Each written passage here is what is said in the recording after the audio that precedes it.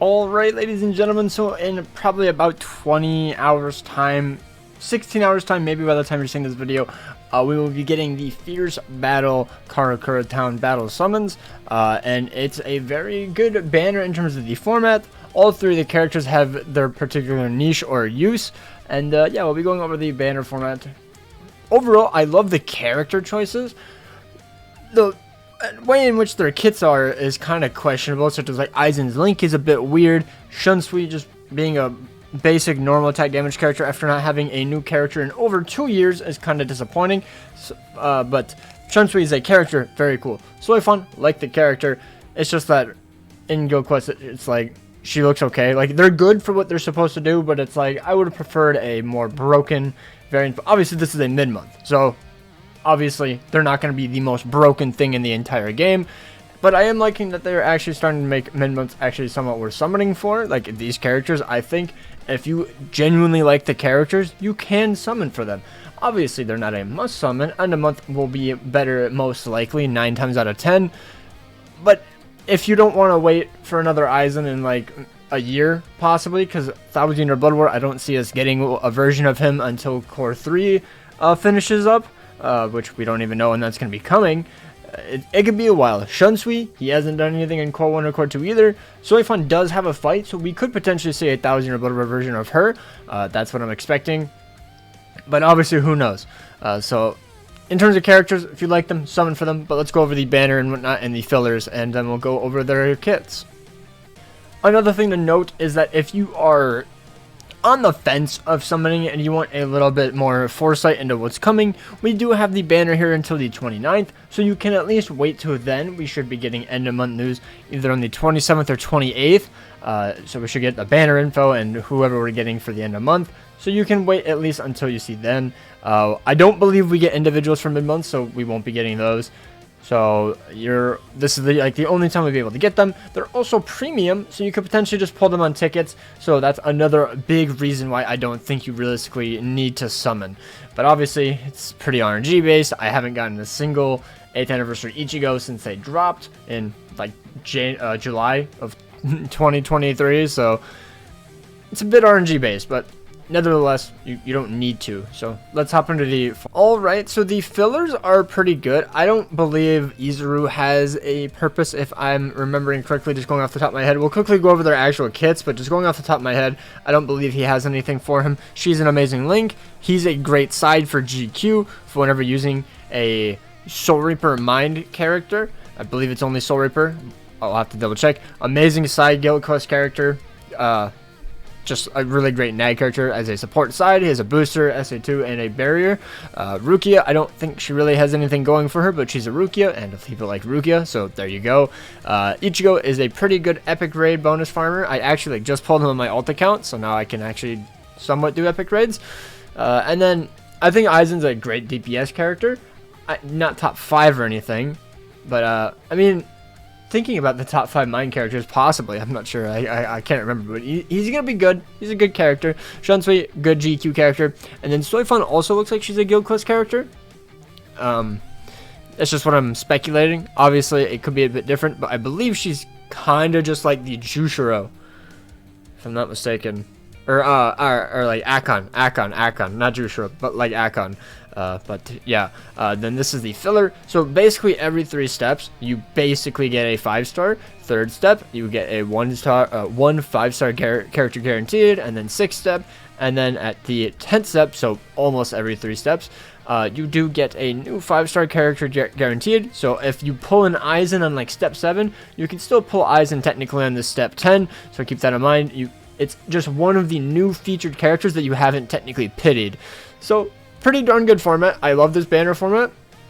It's just unfortunate that we haven't gotten it for a banner that I think is actually like 100% worth summoning for, in my opinion. But obviously that's why they gave this really good format to the mid-month banner, to make more people summon on it. Because if they kept the end-of-month banner format, I feel like a huge majority would just end up skipping it no matter what. But yeah, overall, a pretty decent banner, pretty decent lineup in terms of characters. The 3 characters are good. So for a January mid-month, I think that's crazy. Like, January mid-months, from what I've seen, haven't been that great. Last year's is on here. The Renji and Ichigo were good choices.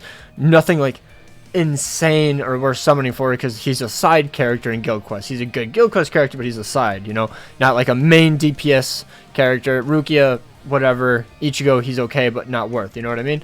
But yeah, let's go over their kits. And yeah, I'm just gonna say right now, I don't think it's worth summoning. I think that's blatantly obvious what I'm saying. You can summon if you want, but I think this is a fairly easy skip banner. At the very least, just go to the 3rd step. Maybe you'll get one. I did it for Asnot. I got Asnot on the 3rd step. I did it for the mid-month Christmas banner, and then I'm getting Yachiru. So, you know, you could just go with three steps. Get 1 5-star. You don't get it. Oh, no. Oh, well. Just save for the next banner. So, yeah, let's hop in. Alright, so we're going to be starting off with the Aizen. Probably the fan favorite of the banner overall. I think he looks really cool. I love his animations, but he is a Rankar killer, which is pretty nice. Okay, Rankar killer. Soul trait is a bit weird one. Special move damage plus 40%. If it somehow had recharge as well, I think it could be a pretty good soul trait. Obviously, that would be an insane soul trait, but I just think that there are better soul traits. This is more of a soul trait built for when hard mode was a nuking strategy where you basically just wanted to nuke as hard as possible. I feel like this would have been an insane soul trait at the time, but now, since there's an invincibility for a few seconds in between waves, I don't think it really does all too much overall. But he has an innate skill, a full stamina only, increased strong attack damage plus 40%, team party recovers 20% stamina, and searcher plus 1.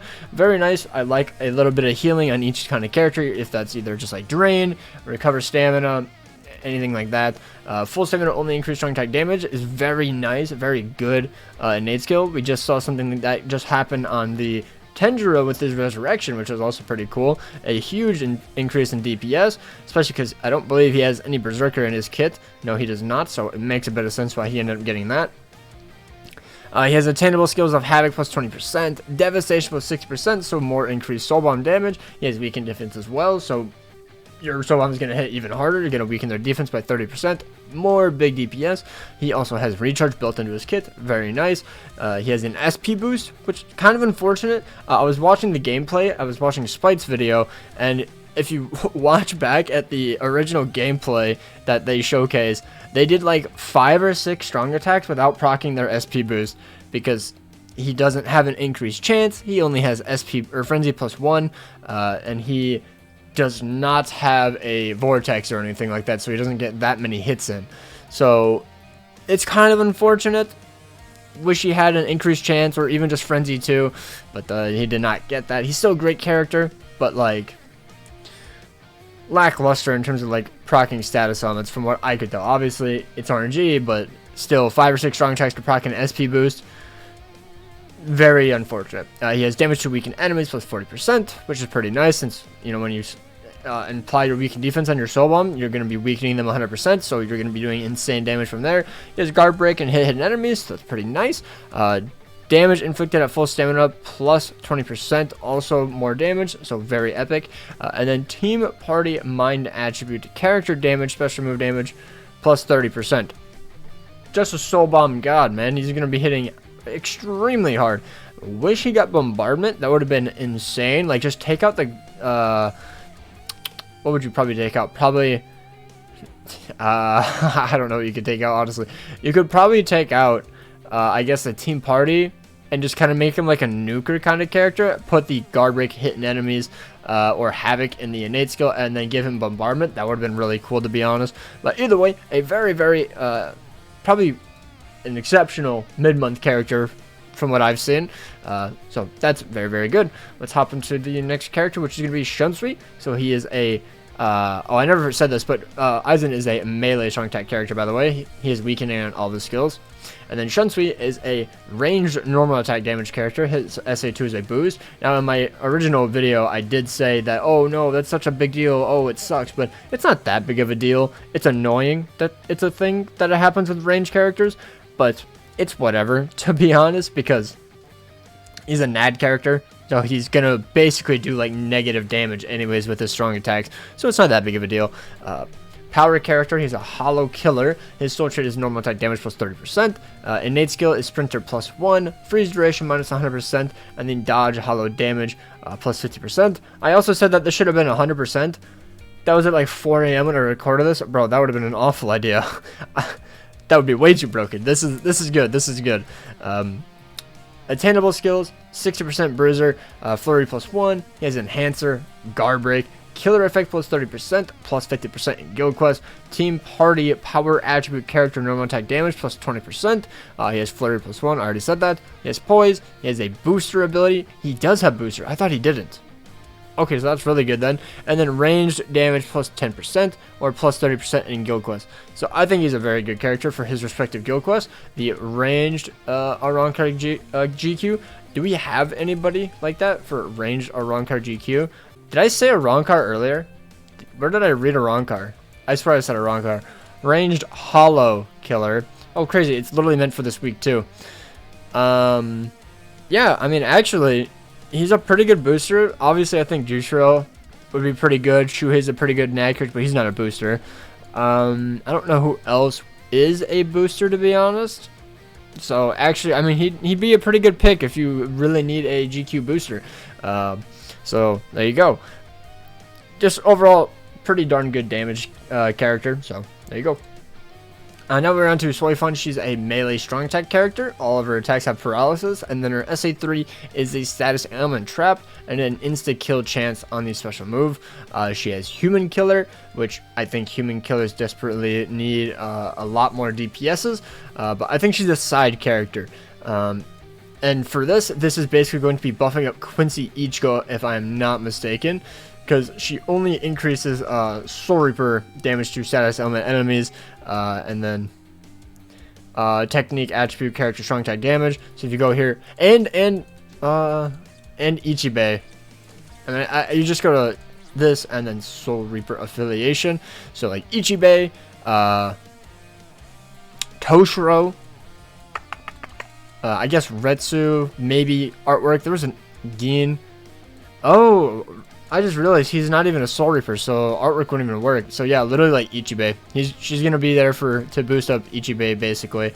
Okay. I thought he was a Soul Reaper. I don't know why. But yeah, that's basically what she's gonna be there for. Strong attack recharge minus 14%, sprinter plus 1, paralysis duration minus 100%, full stamina only reduced strong attack cooldown minus 6%, berserker value is 60%, devastation of 40, only a frenzy plus 1, unfortunate, debilitator plus 5 seconds. I mean, I guess she's probably going to be like a side character, just booster, so I don't think her DPS is going to matter that much. Obviously, it'll be better, but damage to paralyzed enemies plus 40%, full stamina only, increased strong attack damage plus 40%, and then team party technique attribute character strong attack damage plus 20%. So a pretty good character. Her strong attacks are a bit iffy, so I can't remember what her SA1 is, I'm not gonna lie, but her SA2 is like a stand-in still vortex, so it kind of depends where she pops that. If she pops that in like the middle of the guild quest, I think that would be a very good move, but if she pops it in like the corner on some random Arrancar or human enemy, it's gonna be kind of annoying. But overall, I think she's going to be a pretty good, solid character to bring in, and maybe this is a sign that we'll be getting more technique Soul Reaper characters, since we don't actually have that many. I mean, we have a few, but like none like insane DPSs. Like, I mean, we have Aizen, but he's like a NAD character. You could bring him in, I guess, to make it. Well, I guess it increases strong attack damage, so literally not at all for that. Yeah, I mean, it's basically just Ichibe, Gin, and Toshiro. I mean, these two are very exceptional in GQ though, so pretty good boost for the sides, to be honest. Moving on, this is the filler now. I'm going to quickly just go over what they're doing. Basically, Ichigo is just going to be a really good booster for epic raids, since he doesn't have like insane movability or anything, and he only increases link slot potions and droplets. So obviously he's not going to be brought into IT, but every speed character you increase their strong attack damage plus 20%, which is pretty good. And then he has weakened defense, so you can pop your soul bomb, and you also have a revive on the soul bomb, so you can, even if you die, you just come right back. Weakened defense the boss, and you just continuously like keep nuking him, wither him down. Pretty good character. Only frenzy 1, obviously. Berserker value of 40%, not terrible. Devastation of 40. Yeah, pretty decent character. So if you have him. He's a pretty good potion farmer for epic raids. We have Renji, a very good character, mainly because of his shield. I love his shield ability. He has a multi-barrier, and then he also has all these increases and whatnot for GQ. But I bring him in multiple GQs just because he's a really good melee-based shield character and a booster. Unfortunately, no like boost ability. He only has the enhancer, so it's only a 33% increase of your attack, focus, and defense, but still a fairly darn good character for the GQ, for the Arrancar week, or any week that you just need some sort of booster just to protect your other NAD character. Let's say like my Nelliel is 5/5 and I want to give her a shield, so I could use this Renji to keep her at full stamina so she can do very, very good in her respective GQ. Very good character. Now Rukia, I've never seen her be used anywhere, I'm not gonna lie. She just seems super niche. Increased status element chance against speed attribute Quincy's. I don't believe there's that many times you ever go against Quincy's. Technique attribute story per damage to status element affected enemies plus 40%. So I mean what is the Toshiro? What is the Toshiro? Is he story per squad 0? Okay, because I was like, oh well, freeze. So, because she has freeze and lacerate, so maybe you could have brought her in with Toshiro. I mean, I guess you still could, but, you know, it only increases her damage, not everyone's, I guess. So, actually, yeah, I don't know. She's okay. She's an okay character, just nothing really worth summoning for. Now we have Izuru, not Uryu. Yeah, he's just a droplet farmer. That's all he is, it looks like. Nothing to stand out. Like, the values are all extremely low. Frenzy 1. He has guard break at least, so that's okay. Nothing stands out about him. He's definitely a character. Now Momo, she's okay, I guess in terms of an actual character. She's okay, but she has speed. Link's up potion plus 5 is a Link. That's all you realistically need, and I think you're a pretty darn good character. You add a lot of value, so you can bring a DPS character into IZ or IT and just farm that way. That's mainly how I like to farm anyways, unless you have an insanely broken character like Tensa, Zenjumaru, Rangiku, stuff like that. So, yeah, pretty darn good Link. That's all I would ever use her for. And then Shuhei, I slept on him as well. I just didn't think he was that great. But then recently with the very hard guild quest, people have figured out that's the increasing story per damage to status elements affected enemies, and story per damage plus 20% is an extremely valuable skill. There's another character like this that I can't think off the top of my head, but basically you would just bring him into the recent guild quest. Let me go to the guild quest real quick. I had the team set up, and you would... Oh. Okay, well basically you would just bring in Quincy, 7th anniversary Ichigo into the guild quest, and you would just do very well because you would increase his damage. You would increase his damage if you inflict a status ailment, and it would just significantly help his run. So yeah, that's basically the gist of Shuhei. Very good side character essentially. That's really all he's there for. Other than that, Link is like really iffy and weird. No point to it. Maybe when he resurrects in like 5 years, maybe he'll be good then, but until then, probably not. So yeah, that's the filler rate. So overall, I think it's a fairly easy skip banner, a very interesting beginner banner, especially for 2024 in January. So that just gives me very high hopes that eventually we'll be getting way better characters for mid-month later on in the year. Very broken end-of-month characters. Looking forward to what end-of-month will potentially be. Unless it's one of my favorite characters, though, I feel like I'm probably going to have to skip just because I feel low on orbs. Like, I have a decent amount right now, but I just feel like I'm low. Like, I have 1,400. I can easily farm more. I still have Senkaman to do, which I haven't done. I have that new story for 1,000 Year Blood War. I have Resurrections that I could definitely do. But I'm just kind of holding off until something piques my interest. So it's going to have to be a very enticing character to draw me in on January end of month. But either way, I think this is a fairly easy skip unless they're your favorite character. So let me know if you guys are good with someone down below. Take care, and peace out.